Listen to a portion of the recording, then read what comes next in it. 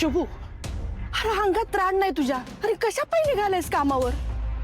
जीवापेक्षा मोठी आहे घरी नोकरी. आई तू जास्ती विचार करू नको ग. मी बरा आहे आणि घरात झोपून राहिलो ना 4 लोक उगीच 100 प्रश्न विचारतील. मला जाऊ दे. दादा अरे ऐक की आईचं. काल तुझी अवस्था बघून आम्ही सगळेच घाबरलो होतो म्हणून बोलतीये ती. साने कारभार नाही काय करायचं काय नाही करायचं ते असणे बरोबर समजतंय की उगाच त्याला अडवून त्याचे पाय जड करू नका. येतो. या बाप्पा. शुभू कामावर चाललायस तू? अरे का चाललायस? त्याच कामामुळे तुझ्या जीवावर बेतलं ना. तरी तेच करायचंय. ते काय नाही तू त्या कामावर जायचं नाहीस.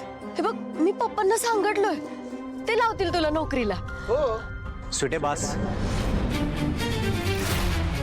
मस्करी मैत्री एकीकडं.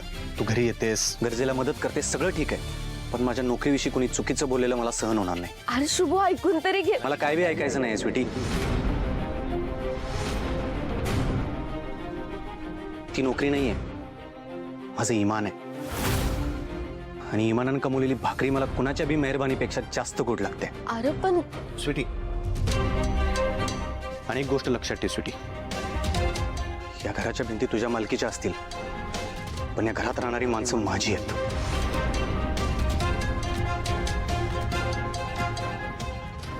मी रीतसर तुला भाडं देतोय पण माझ्या कुटुंबाचे निर्णय मी कोणाच्या बी उपकाराच्या खाली घाण ठेवणार नाही.